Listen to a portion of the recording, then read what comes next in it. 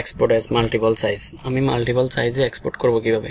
যেমন ধরেন এই লগোটা যদি এই যে একটা যদি লগো হয় তাহলে বায়ারকে দিতে হলে আমাকে কন্ট্রোল জি দিয়ে গ্রুপ করতে হবে, তাহলে বিভিন্ন সাইজে দিতে হবে। তাহলে ফাইল থেকে নিউতে গিয়ে সাইজ করে নিব।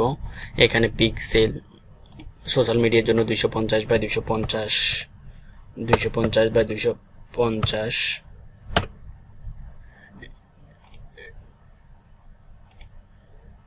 তারপরে এখানে 250x250 রেখে ছোট করব, ছোট করে এখানে সেন্টার পয়েন্টার থেকে বড় করে ফাইল থেকে এক্সপোর্ট, ফাইল থেকে এক্সপোর্ট অ্যাজ, তাহলে এটা সোশ্যাল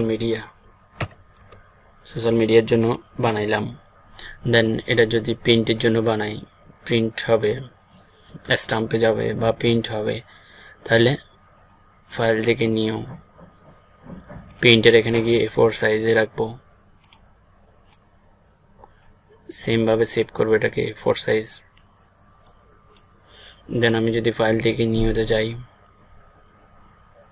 ওয়েবের জন্য, ওয়েবের পারপাসে 1300 বাইট, তারপর মোবাইলের জন্য, অ্যাপসের জন্য অ্যাপসের ফরম্যাটে, এবার বিভিন্ন ফরম্যাটে আমি কি করতে পারবো, এটাকে সেভ করতে পারবো।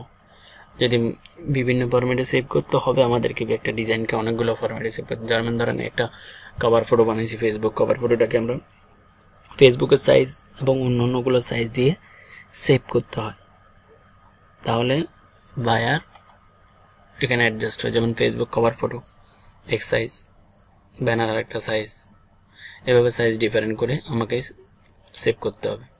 ধন্যবাদ।